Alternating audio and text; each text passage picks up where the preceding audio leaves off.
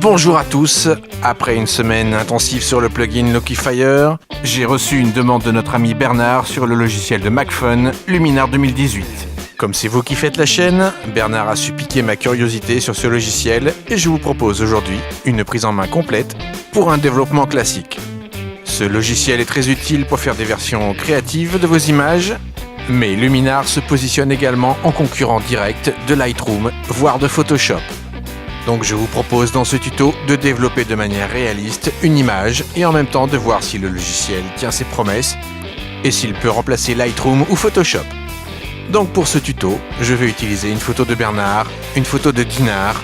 Donc c'est parti, je lance Luminar et je charge mon image au format RAW. Alors je suis tout d'abord surpris de la durée de l'importation de ce fichier RAW. C'est un point étonnant car cela risque de pénaliser les usagers et cela risque de poser un frein pour les grosses séries à développer. Donc première chose à faire, le recadrage. Le bouton a été caché dans le menu Tools. Je n'ai toujours pas compris pourquoi il avait été caché ici, puisqu'il y a largement la place, mais les développeurs ont dû considérer que le raccourci clavier C pour Crop était beaucoup plus efficace. Alors utilisons la touche C. Vous reconnaîtrez les fonctions de base, redimensionnement, rotation. Le logiciel possède uniquement 2 grilles de recadrage, ce qui est assez limité. Lightroom en possède 6, dont la fameuse spirale de Fibonacci ou la spirale d'or, inspirée à partir du même nombre. Il n'y a a priori pas de raccourci clavier pour maintenir la proportion de l'image lors du recadrage.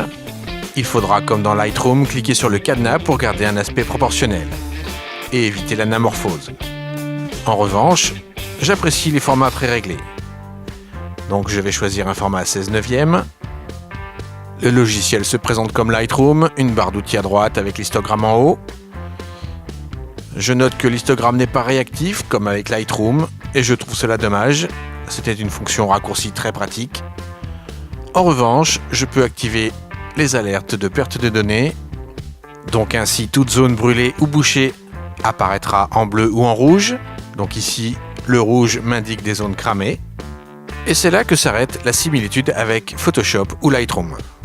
Alors comment fonctionne l'outil ? Il va falloir créer, comme avec Photoshop, des layers ou des calques. Et chaque calque pourra contenir un nombre infini de filtres, des réglages comme des courbes, de la saturation, du vignettage, ce genre de choses. Mais alors me direz-vous, quel est l'intérêt de ces calques si sur un seul nous pouvons empiler autant de filtres que l'on souhaite ? La réponse est assez simple, en séparant ainsi le traitement, il sera plus facile de jauger de l'effet de l'un ou de l'autre calque, et je trouve plus pertinent de séparer les types d'effets. Nous pourrons ainsi séparer les effets sur le ciel, les effets sur la terre, ou sur différents éléments. Donc si ces calques sont isolés et séparés, il sera plus facile de revenir travailler dessus. Et ce, même si le logiciel ne permet pas pour le moment de renommer les calques et de leur donner un nom basé sur leur fonction.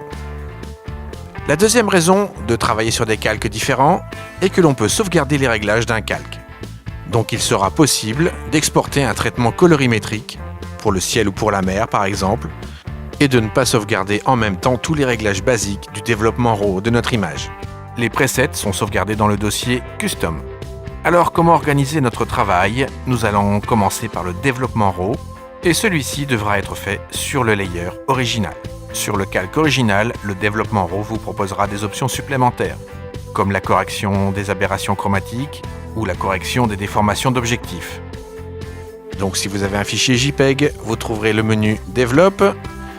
Si vous avez un fichier RAW, vous aurez RAW Develop. Et là, nous nous retrouvons en terrain familier. C'est la fenêtre classique de développement RAW, la température de couleur, l'exposition, le contraste, les clairs, les sombres, et même la clarity, la clarté, c'est vraiment une partie de Lightroom que nous retrouvons. Donc je commence avec la température de couleur, 5600 est une bonne base. Vous pouvez réchauffer ou refroidir en fonction de votre besoin ou de l'éclairage ambiant. Je vais ensuite baisser l'exposition de cette image pour faire disparaître l'écrêtage rouge. Donc voilà, je vais baisser vers -1 diaph, -1 stop, -1 10 par exemple. Les zones surexposées disparaissent et je peux en profiter pour remonter un peu les blancs, les whites, de 10 environ. Cela ne brûle pas davantage mon image.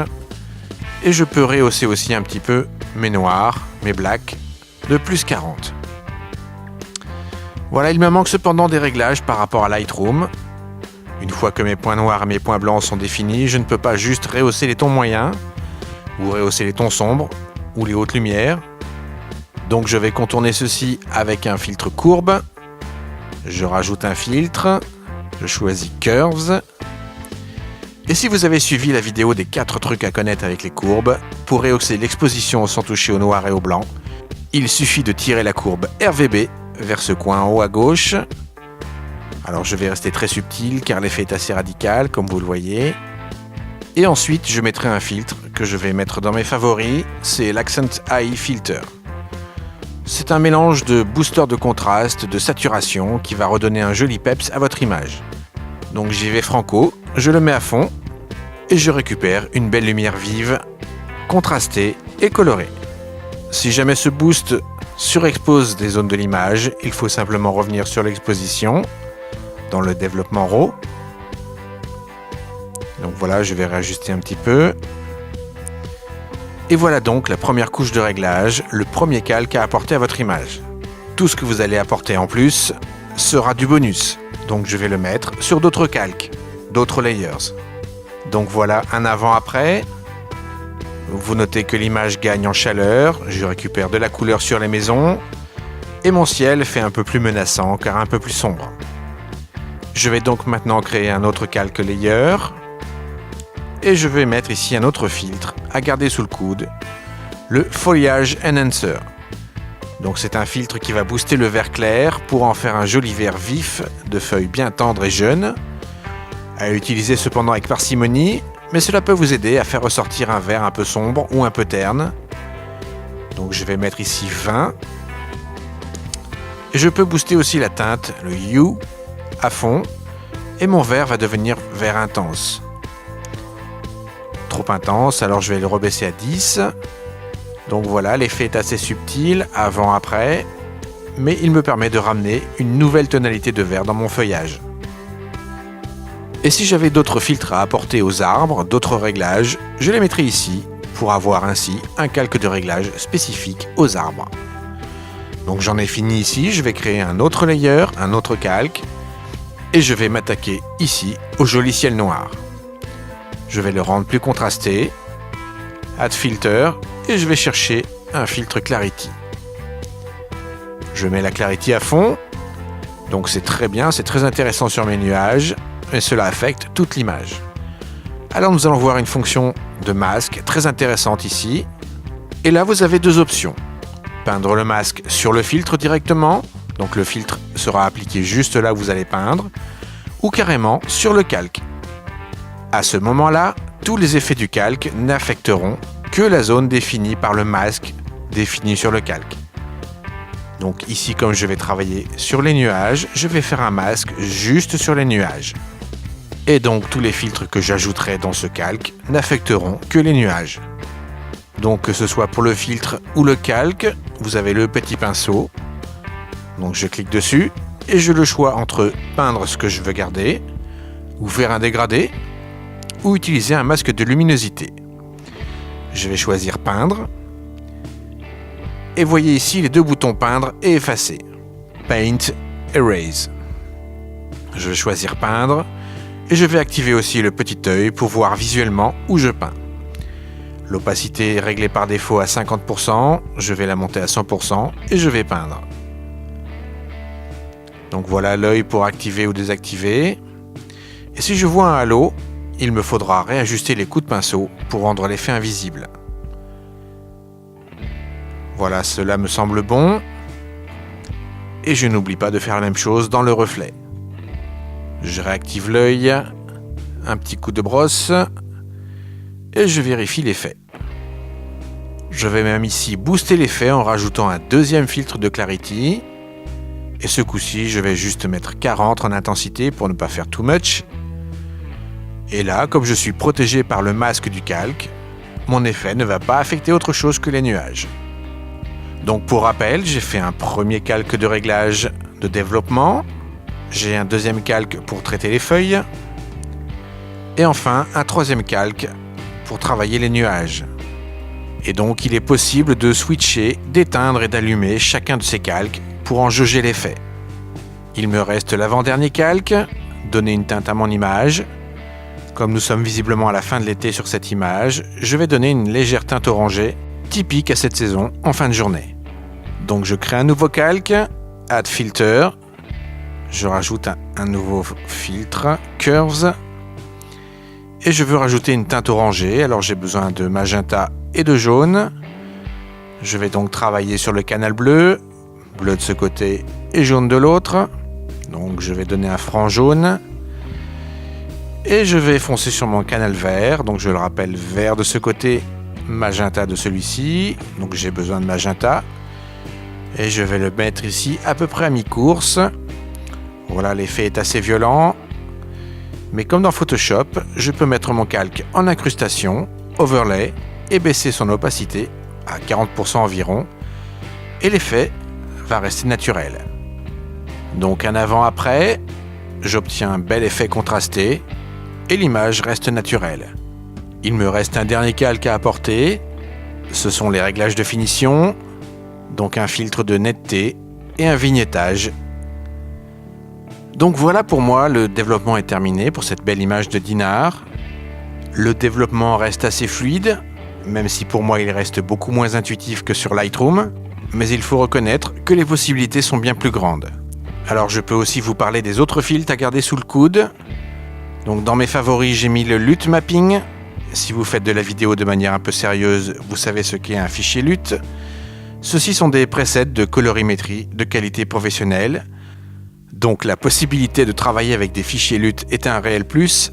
Quelques fichiers sont fournis, mais une recherche internet, fichier LUT gratuit, vous permettra d'en télécharger bien d'autres. Et vous trouverez notamment assez facilement des rendus de pellicule avec le contraste et la tonalité propre à chacune de ces marques. Pour les fans de coucher de soleil, le filtre Golden Hour peut avoir son intérêt pour rendre doré toutes vos ambiances de coucher de soleil. Il apporte en effet une belle lumière vive et intense. Ce n'est pas très pertinent sur les maisons, mais autour du soleil, cela peut avoir son impact dans le ciel. Jetez également sur le Matte Look. Ce plugin vous permet de donner un ton vintage à votre image. Donc si vous avez suivi les vidéos du petit panneau gratuit Lookifier, vous allez retrouver les mêmes composantes du look vintage, le côté délavé, le fade, la couleur des tons sombres, le rouge, le cyan, le bleu. Bref, tous les éléments pour transformer votre photo en image vintage. Et enfin, bien sûr, le filtre que l'on retrouve partout sur toutes les vidéos et sur toutes les démos, c'est le filtre phare de Luminar 2018, les Sun Rays. Donc ce filtre permet de générer des rayons lumineux de manière très convaincante, mais je pense que l'on risque de se lasser très vite de cet effet. Et donc je vous invite à tester ce logiciel pour voir s'il peut remplacer Lightroom ou Photoshop. Pour moi, il emporte un petit peu du meilleur des deux mondes, sans toutefois égaler la puissance de l'un ou de l'autre. Lightroom garde toujours son avantage de gestionnaire de banque d'images. Son outil de retouche de défaut est largement supérieur à celui de Luminar. Et Photoshop reste cependant Photoshop. Donc à votre tour, apprenez à séquencer votre traitement, le traitement RAW, le traitement par zone, enfin la colorimétrie, le look, et enfin la couche de finition, l'ajout de grains, la netteté, et pourquoi pas un léger vignettage. Il me reste à remercier Bernard pour son image, et à vous souhaiter un bon Luminar.